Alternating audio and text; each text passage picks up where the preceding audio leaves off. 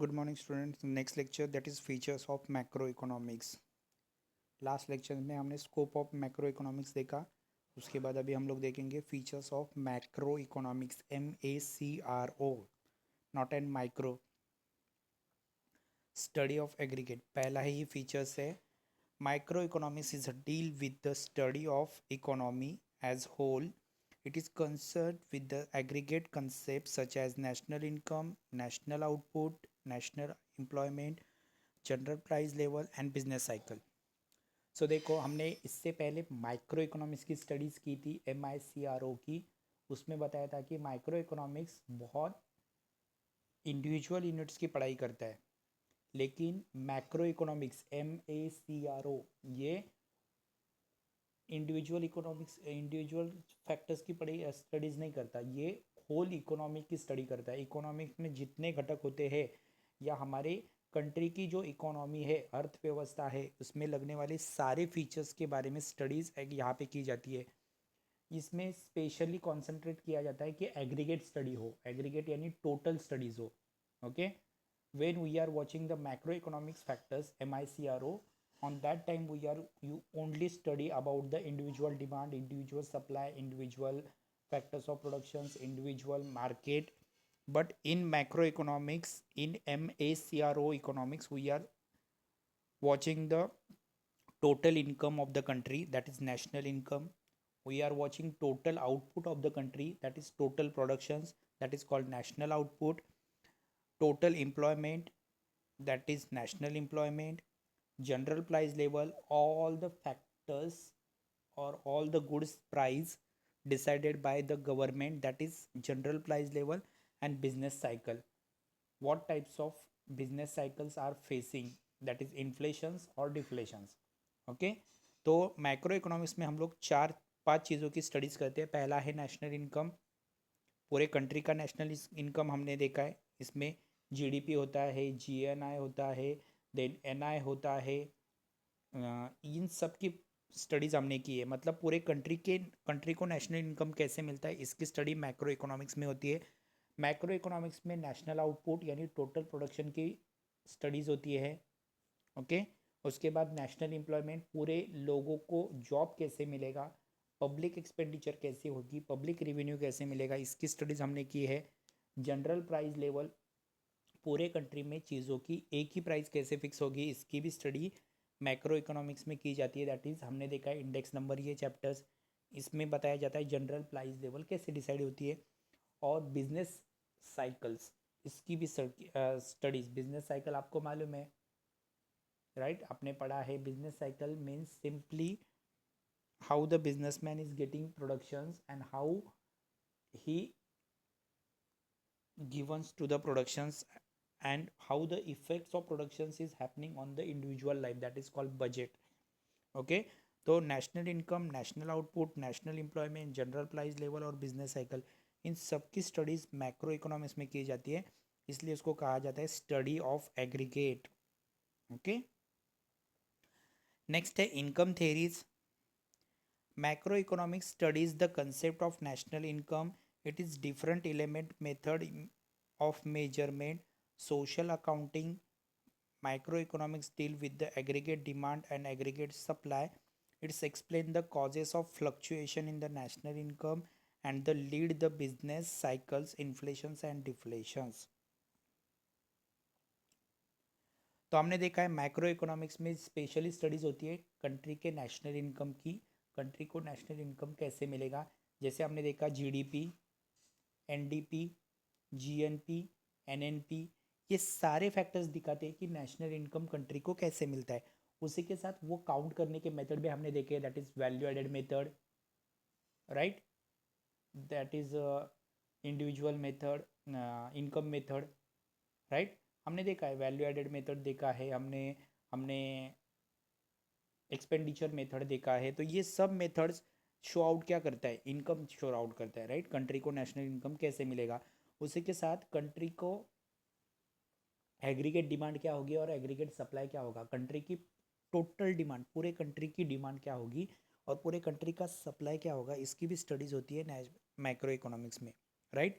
उसी के साथ इन्फ्लेशंस और डिफ्लेक्शंस ये कैसे पैदा होते हैं, राइट? इन्फ्लेशन यानी महंगाई, महंगाई कब होती है? Goods and services are less and money is more, on that time inflations. And deflations कब होता है? Money less and goods and services more.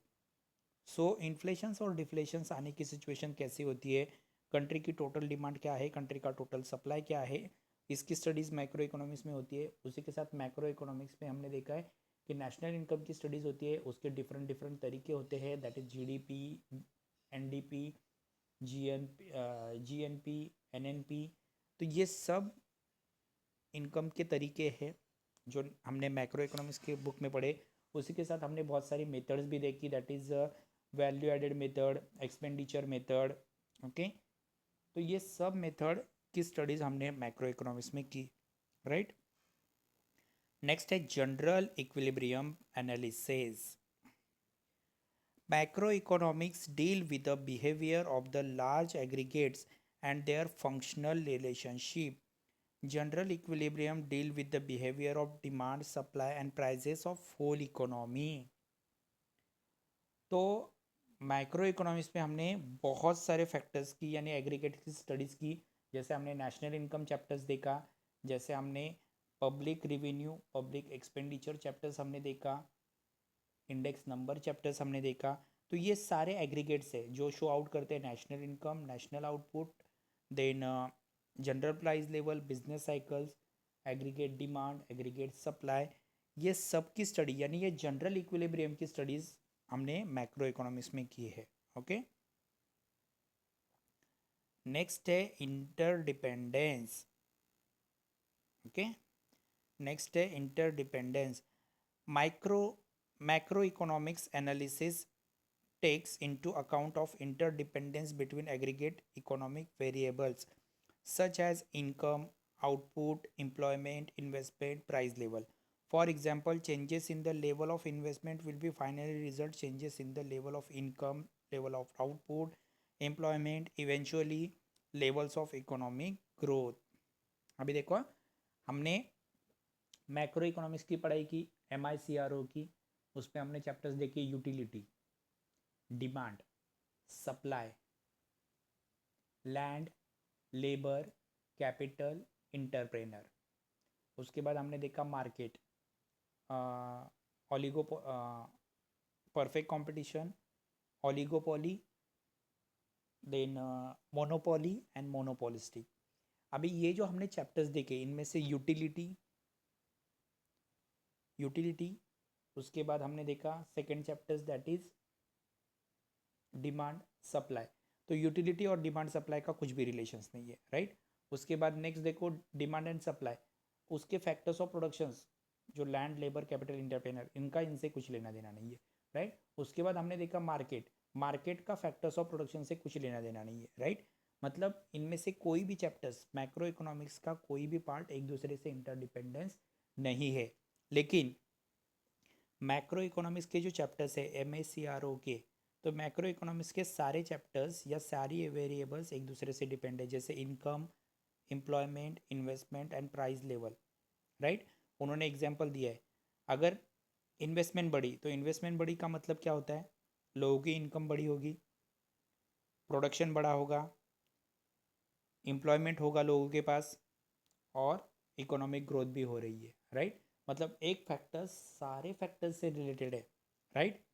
Investment बढ़ रहा है यानी क्या बढ़ रहा है? लोगों का इनकम बढ़ रहा है, लोग कंट्री की आउटपुट बढ़ रही है, राइट? लोगों को जॉब अवेलेबल हो रहे हैं, एम्प्लॉयमेंट बढ़ रहा है, और कंट्री की ग्रोथ हो रही है, इसलिए इन्वेस्टमेंट बढ़ रहा है, राइट? मतलब ये सारे के सारे फैक्टर्स एक दूसरे पे क्या है? इंटरडिपेंडेंस है, ये इनके फीचर्स है। ओके, तो ये मैक्रो इकोनॉमिक्स के सबसे इंपॉर्टेंट फीचर्स है। फिर से एक बार देखो, study of aggregates, macro economics MACRO, macro economics में इंडिविजुअल यूनिट्स की स्टडी नहीं होती, तो इसमें होल इकोनॉमी की स्टडी होती है, पूरे इकोनॉमी के बारे में इसमें सोचा जाता है। इसमें बहुत सारे फैक्टर्स को एग्रीगेट यानी टोटली काउंट किया जाता है, जैसे टोटल इनकम यानी नेशनल इनकम, टोटल आउटपुट यानी नेशनल आउटपुट, टोटल एम्प्लॉयमेंट यानी नेशनल एम्प्लॉयमेंट, उसके बाद जनरल प्राइस लेवल उसकी भी स्टडी इसमें होती है और बिजनेस साइकिल के बारे में भी स्टडी होती है। ओके, मैक्रो इकोनॉमिक्स में। दूसरा हमने देखा इनकम थेरीज। मैक्रो इकोनॉमिक्स की जो थेरीज है MACRO, मैक्रो इकोनॉमिक्स की जो थेरीज है वो इनकम थेरीज है, हमने देखा है। क्योंकि मैक्रो इकोनॉमिक्स की थेरी का मीनिंग ही यही है कि मैक्रो इकोनॉमिक्स में सिर्फ इनकम की स्टडी होती है। ओके, क्योंकि सारी चीज़ें इनकम पे डिपेंड है ऐसा वो मानते हैं। लेकिन अगर आप माइक्रो इकोनॉमिक्स MICRO की स्टडी करोगे तो उसकी सारी थेरी स्टडीज प्राइस थेरी है। उसका अगर स्कोप देखोगे तो उसकी सारी स्टडीज़ किसकी है, तो प्राइस थेरी है। तो मैक्रो इकोनॉमिक्स की सारी थेरीज इनकम थेरीज है। ओके, उसमें डिमांड सप्लाई जिससे डिसाइड होती है price, factors of production land labour capital entrepreneur जिससे डिसाइड होती है प्राइस, मार्केट जिसमें डिसाइड होती है प्राइस। मतलब वो लोग कॉन्सेंट्रेट करते हैं प्राइस पे। लेकिन मैक्रो इकोनॉमिक्स MACRO के सारे फैक्टर्स नेशनल इनकम के बारे में सोचते हैं, यानी इनकम की स्टडीज़ होती है वहाँ पे। एग्रीगेट डिमांड और एग्रीगेट सप्लाई का मीनिंग ही है लास्ट में इनकम डिसाइड करना, राइट। पूरे कंट्री की डिमांड और पूरे कंट्री की सप्लाई देखने के बाद ही इनकम डिसाइड होगा। और उसके बाद अगर आपको प्राइस भी डिसाइड करनी है तो आपको इनकम पे वो डिपेंड होगी, राइट। तो माइक्रो इकोनॉमिक्स की सारी थेरीज इनकम थेरीज है। नेक्स्ट है general equilibrium analysis. Micro economics की सारी थेरी एग्रीगेट्स शो आउट करती है। इसमें डिमांड सप्लाई और प्राइस तीनों का इक्विलिब्रियम शो आउट किया है। नेक्स्ट है interdependence. Macro economics MACRO macro economics की सारी थेरीज ये इंटरडिपेंडेंस थेरीज है, मतलब एक दूसरे पे डिपेंड है। जैसे utility, demand, supply, market, factors of production, ये एक दूसरे पे डिपेंड नहीं है। लेकिन मैक्रो इकोनॉमिक्स की जो थेरी है MACRO की, तो मैक्रो इकोनॉमिक्स की थेरीज में हम लोग स्टडीज़ करते हैं specially income, output, price level and employment. तो ये सारे फैक्टर्स एक दूसरे पे डिपेंड है। जैसे उन्होंने एग्जांपल दिया, अगर कंट्री में इन्वेस्टमेंट बढ़ रही है, अगर कंट्री में इन्वेस्टमेंट बढ़ रही है तो इनडायरेक्टली क्या बढ़ रहा है, तो कंट्री में प्रोडक्शन बढ़ रहा है, एम्प्लॉयमेंट बढ़ रहा है, इनकम बढ़ रहा है और प्राइस लेवल फिक्स है इसलिए ग्रोथ भी हो रही है, राइट। इसका मतलब ये सब फैक्टर्स एक दूसरे पे इंटरडिपेंडेंस है। Thank you.